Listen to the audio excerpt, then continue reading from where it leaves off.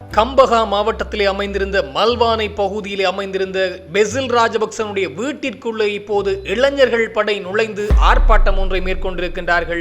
இந்த இடத்தினை பல்கலைக்கழகங்களுக்கு தர வேண்டும் அல்லது பொதுமக்கள் பயன்படுத்தக்கூடிய அளவில் இந்த இடத்தினை வழங்க வேண்டும், இது ராஜபக்சக்களுக்கு கொடுக்க முடியாது என்ற அடிப்படையிலே இன்றைய தினம் ஒரு மிக பெரும் போராட்டத்தை அனைத்து பல்கலைக்கழக மாணவர் ஒன்றியத்தினால் மேற்கொள்ளப்பட்ட இந்த போராட்டமானது வீட்டிற்குள்ளே நுழைந்து வீட்டையும் கைப்பற்றியிருக்கின்றார்கள் இந்த போராட்டத்தினூடாக.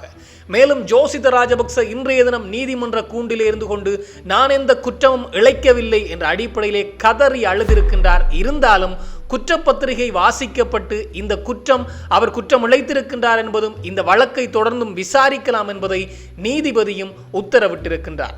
மேலும் ஜான்சன் பெர்னாண்டோ குறிப்பிட்டிருக்கின்றார், சிறை கைதிகள் எல்லோருமே நாமல் ராஜபக்சவை அடுத்த ஜனாதிபதியாக்குவது சார்ந்து பேசுகின்றார்கள்.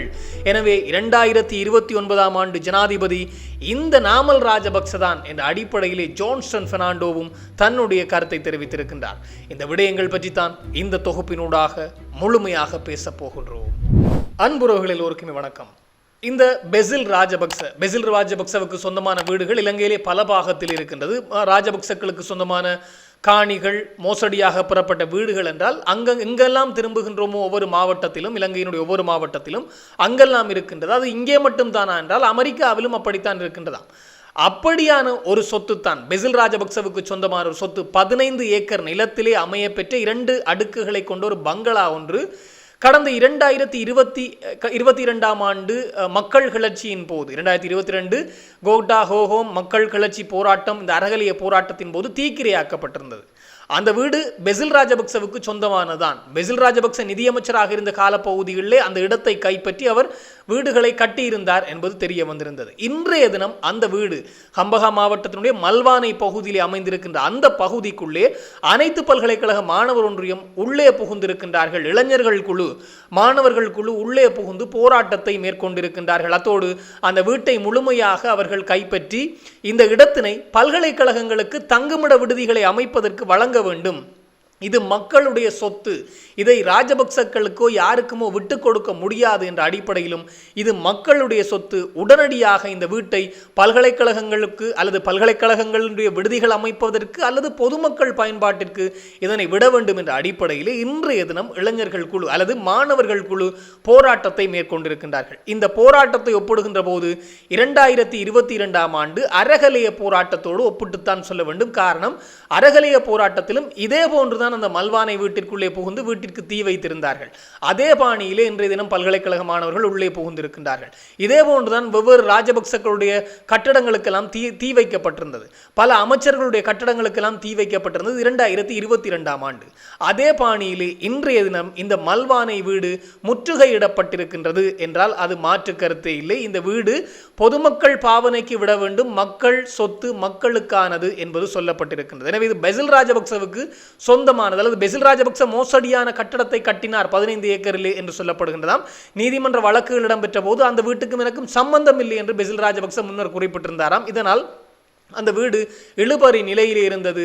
இது பொது சொத்து என்று சொல்லப்பட்டது. இப்போது அதை பல்கலைக்கழகங்களுக்கு தாருங்கள் என்று கோரிக்கைகளும் முன்வைக்கப்பட்ட அந்த வீடு முற்றுகையிடப்பட்டிருக்கின்றது. மேலும் ராஜபக்சக்கள் சார்ந்து அடுத்த வாரிசாக இருக்கின்ற இந்த மஹிந்த ராஜபக்சவுடைய இளைய மகன் ஜோசித ராஜபக்ச தொடர்பாக ஒரு மிக முக்கியமான விடயம் வெளிவந்திருக்கின்றது. குறிப்பாக நிதி மோசடி வழக்கு, பல நாட்களாகவே நிலுவையில் இருந்த நிதி மோசடி வழக்கிலே ஜோசித ராஜபக்ச தரப்பு ஒரு மனு ஒன்றை தாக்கல் செய்திருந்தார்கள். இந்த வழக்கினை தொடர்ச்சியாக முன்கொண்டு செல்ல முடியாது, இது ஒரு போலியான வழக்கு, இது ஒரு எங்கள் மீது சேறு பூசுகின்ற வழக்கு என்ற அடிப்படையிலே தன்னுடைய சட்டத்தரணிகள் குழுவை முன்னிலைப்படுத்தி ஜோசித ராஜபக்ச இந்த விடயத்தை தெரிவித்திருந்தார்.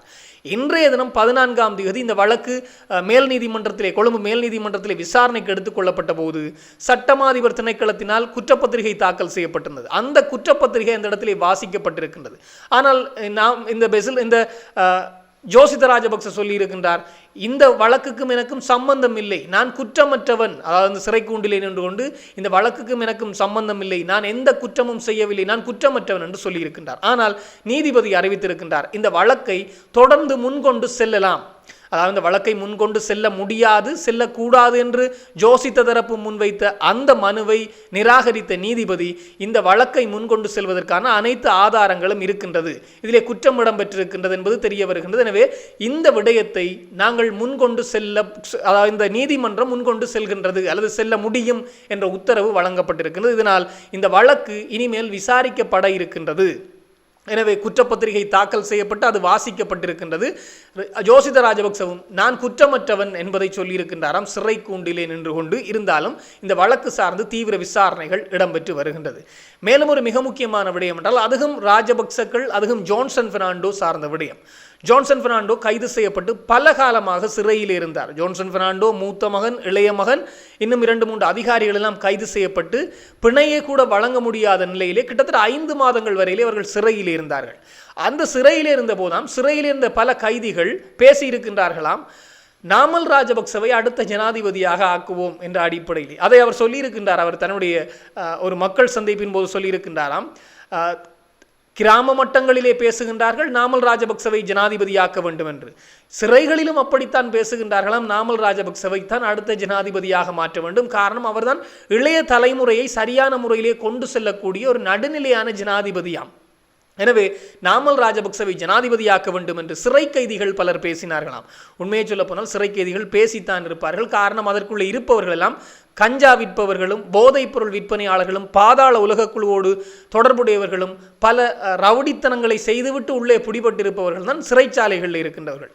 அவர்களுடைய முதலாளியாக இருப்பவர்கள் ராஜபக்சக்கள் என்பது மாற்று கருத்து இல்லாத ஒன்று. காரணம் அவர்களோடு தொடர்புடையவர்கள் இந்த தென் பகுதிகளிலே, இலங்கையினுடைய தென் மாகாணங்களிலே கைது செய்யப்பட்ட பலர் ராஜபக்ச கட்சியை சார்ந்தவர்கள் என்றெல்லாம் செய்தி வந்திருந்தது எல்லோருக்கும் தெரியும். எனவே அவர்களெல்லாம் சிறையிலே இருக்கின்றார்கள் என்றால் அவர்கள் தங்களுக்கேற்ற ஒரு ஆள் ஜனாதிபதியாக வந்தால்தான் அவர்கள் வெளியே வர முடியும். எனவே அவர்கள் பேசியிருப்பார்கள். அதைத்தான் இப்போது ஜான்சன் பெர்னாண்டோ தன் வாயாலே தான் கெட்டது போன்று இதை சொல்லியிருக்கின்றார். 2029ஆம் ஆண்டு ஜனாதிபதியாக நாமல் ராஜபக்சவை கொண்டு வருவதற்கு கிராம மட்டங்கள் மாத்திரமல்ல சிறைகளிலும் இதைத்தான் பேசுகின்றார்கள் என்ற விடயத்தை சொல்லியிருக்கின்றார். மஹிந்த மாத்திரம் ஜனாதிபதியாக இருந்தால் இந்த நாடு மிக பெரும் நிலைக்கு சென்றிருக்கும். ஆனால் அவர் ஜனாதிபதியா என்ற நிலையில் இருந்தவர் வெளியே சென்றதனால், மக்கள் கிளர்ச்சி இடம்பெற்றதனால் இந்த நாடு மிக மோசமான நிலைக்கு தள்ளப்பட்டிருக்கின்றது. எனவே 2029 நாமல் தான் ஜனாதிபதி என்பதை அடித்து கூறியிருக்கின்றார் ஜான்சன் பெர்னாண்டோ. இன்னும் ஒரு மிக முக்கியமான விடயம் என்று பார்க்கின்ற போது 6.6 மில்லியன் ரூபாய்கள், 6.6 மில்லியன் அமெரிக்க டாலர்கள் இப்போது ஓமான் போலீசாரால் கைப்பற்றப்பட்டிருக்கின்றது. இதுதான் மிக முக்கியமான விடயம். அதிலும் இலங்கையிலே நிதி மோசடி இடம்பெற்றிருந்தது 2.5 மில்லியன் டாலர்கள். அத்தோடு இலங்கையினுடைய அஞ்சல் திணைக்களத்திலிருந்து 6 லட்சம் அமெரிக்க டாலர்களும் நிதி மோசடி இடம்பெற்றிருந்தது. இந்த பணம் எங்கே சென்று கடும் விசாரணைகள் நடத்தப்பட்டு வருகின்றது. இலங்கை புலனாய்வு, அத்தோடு அமெரிக்காவினுடைய புலனாய்வு நிறுவனம், ஆஸ்திரேலியா போன்ற நாடுகள் நாம் இணைந்து மேற்கொண்டு வந்த இந்த நடவடிக்கையிலே அமெரிக்காவினுடைய டெலவயர் மாகாணத்திலே ஒரு வங்கியிலே இந்த பணம் இருக்கின்றது, அல்லது இந்த பணம் வைப்பிலிடப்பட்டிருந்ததாம் ஒரு காலகட்டத்திலே. எல்லா பணமும் அல்ல, அல்லது ஒரு குறிப்பிட்ட தொகையான பணம் அந்த டெலவயர் மாகாணத்திலே இருக்கின்ற ஒரு வங்கியிலே வைப்பிடப்பட்டிருந்தது என்ற தகவல் கிடைத்திருந்தது. இதன் அடிப்படையில் விசாரணைகள் தீவிரப்படுத்தப்பட்டிருந்தது. அப்படி இருக்கின்ற போது இன்னும் ஒரு தகவல் ஒன்று கிடைத்திருக்கின்றது. ஓமான் நாட்டினுடைய ரோயல் போலீஸ், இந்த ஓமான் ரோயல் போலீசார் ஒரு குழுவை கைது செய்திருக்கின்றார்கள். அந்த குழுவிடம் நடத்தப்பட்ட விசாரணைகளிலே ஓமான் நாட்டினுடைய ஒரு வங்கியிலே 6.6 மில்லியன் மோசடி பணம், குறிப்பாக இணையவழி மோசடியால் கொண்டு வரப்பட்ட பணம், 6.6 மில்லியன் டாலர்கள் இணையவழி மோசடியால் கொண்டு வரப்பட்ட பணத்தை உள்ளூர் பணமாக மாற்றுவதற்கு, ஓமான் நாட்டு பணமாக மாற்றுவதற்கு முயற்சி நடந்திருக்கின்றதாம்.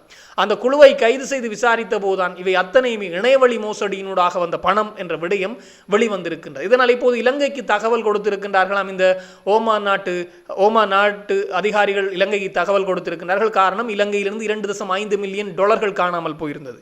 அங்கே 6.6 மில்லியன் டாலர்கள் கைப்பற்றப்பட்டிருக்கின்றன. எனவே இலங்கை பணமும் இதிலே இருக்கலாம் என்ற அடிப்படையிலே இப்போது இலங்கைக்கு தகவல் கொடுத்திருக்கின்றார்கள். விசாரணைகளும் தீவிரப்படுத்தப்பட்டிருக்கின்றது. இந்த விடயங்கள் தொடர்ச்சியாக விசாரணைகள் இடம்பெற்றுக் கொண்டிருக்கின்ற போது இன்னும் ஒரு மிக முக்கியமான விடயம் பார்க்கின்ற போது மீண்டும் ஒரு மோசடி இடம்பெற்றிருக்கின்றது. அதுவும் குடிவரவு குடியகல்வு திணைக்களத்தினுடைய தகவல் தொழில்நுட்ப கட்டுப்பாட்டாளர் அல்லது கட்டுப்பாட்டு பிரிவின் அதிகாரி இன்றைய தினம் கைது செய்யப்பட்டிருக்கின்றார். ஏன் இவர் கைது செய்யப்பட்டார் என்று பார்க்கின்ற போது இதுவும் ஒரு மோசடி தொடர்பாகத்தான் கிட்டத்தட்ட 9.8 மில்லியன் ரூபாய்கள் மோசடி இடம்பெற்றிருக்கின்றது என்பது தொடர்பாகத்தான் அவர் கைது செய்யப்பட்டிருக்கின்றார். அதுவும் இணையவழி சார்ந்த மோசடி தான் அங்கேயும் இடம்பெற்றிருக்கிறது. குறிப்பாக இந்த கட்டுப்பாட்டு அதிகாரி, அதாவது இந்த தகவல் தொழில்நுட்ப கட்டுப்பாட்டு பிரிவின் அதிகாரி ஒரு மென்பொருள் ஒன்றை தயாரித்திருக்கின்றாராம். சாஃப்ட்வேர் ஒன்றை, அதாவது இந்த இணையவழி சார்ந்த மென்பொருள் ஒன்றை தயாரித்து அதனை அரசாங்கத்திற்கு சொந்தமானது என்றும் அரசாங்கத்திற்காக தயாரித்தது என்றும் அதற்காக 9.8 மில்லியன் ரூபாய்கள் செலவாகி இருக்கின்றது என்று அறிக்கை கொடுத்திருக்கின்றாராம். ஆனால் அங்கே சிஐடி விசாரித்த போது, குற்றத்தடுப்பு விசாரணை பிரிவு விசாரித்த போது அங்கே எந்த விதமான அந்த சாஃப்ட்வேர், அதாவது மென்பொருட்களும் தயாரிக்கப்படவில்லை. அப்படி எந்த மென்பொருட்களும் குடிவரவு குடியகல்வு திணைக்களத்திற்குள்ளே கொண்டு வரப்படவில்லை. மாறாக இவர் அதாவது மோசடியான தரவுகளை 9.8 மில்லியன் ரூபாய்கள் என்று காட்டி அந்த பணத்தை மோசடி செய்ய முயற்சித்திருக்கின்றார் என்ற அடிப்படையிலே தான் இப்போது இந்த நபர் கைது செய்யப்பட்டிருக்கின்றார். விசாரணைகளும் துரிதப்படுத்தப்பட்டிருக்கின்றது. மேலும் இசாரா செவ்வந்தி, கனமுல்ல சஞ்சீவ கொலை வழக்கு சார்ந்து இசாரா செவ்வந்தி மற்றும் அங்கே கைது செய்யப்பட்டிருக்கிற கெசல்பத்ர பத்மே தரப்பிடம் நடத்தப்பட்ட கடும் விசாரணைகளிலே மீண்டும் ஒரு நபர் பல நாட்களின் பின்னர் சிக்கி இருக்கின்றார், கைது செய்யப்பட்டிருக்கின்றார். குறிப்பாக கம்பஹா ஒஸ்மாண்ட் என்று சொல்லப்படுகின்ற மிக பழைய ரவுடி என்றே சொல்லலாம். குறிப்பாக 70 வயது மதிக்கத்தக்க ஒரு பாதாள உலகக்குழு உறுப்பினர் அல்லது பாதாள உலகக்குழு ஒன்றின் தலைவர் துப்பாக்கிகளோடு கைது செய்யப்பட்டிருக்கின்றார். இந்த கைதும் சிறையிலே இருக்கின்றவர்களிடம் நடத்தப்பட்ட இசாரா செவந்தி பத்மே குழுவிடம் நடத்தப்பட்ட விசாரணைகளே கிடைத்த தகவலின் அடிப்படையில் இந்த கைது இடம்பெற்றிருப்பதாக சொல்லப்பட்டிருக்கிறது. நேற்றைய தினம் கம்பஹா பகுதியிலே வைத்து கம்பஹா ஒஸ்மாண்ட் கைது செய்யப்பட்டிருக்கின்றார். ஏன் எதற்காக என்றால் கனமுல்ல சஞ்சீவ கொலை விடயத்திலே அங்கே துப்பாக்கி அந்த உள்ளே கொண்டு வருதல், அந்த துப்பாக்கியை வழங்கினார் என்ற அடிப்படையிலே அதற்கு உறுதுணையாக இருந்தார், கொலையை கூடவே இருந்த அந்த கொலைக்கான அத்தனை திட்டங்களையும் வகுத்து கொடுத்தார் என்ற அடிப்படையிலே தான் இந்த 70 வயது மதிக்கத்தக்க ஒஸ்மாண்ட் கைது செய்யப்பட்டிருக்கிறார். ஒஸ்மாண்ட் கைது செய்யப்பட்ட போது அவரிடமிருந்து துப்பாக்கிகளும் பறிமுதல் செய்யப்பட்டிருக்கின்றது, தோட்டாக்களும் பறிமுதல் செய்யப்பட்டிருக்கின்றதாம்.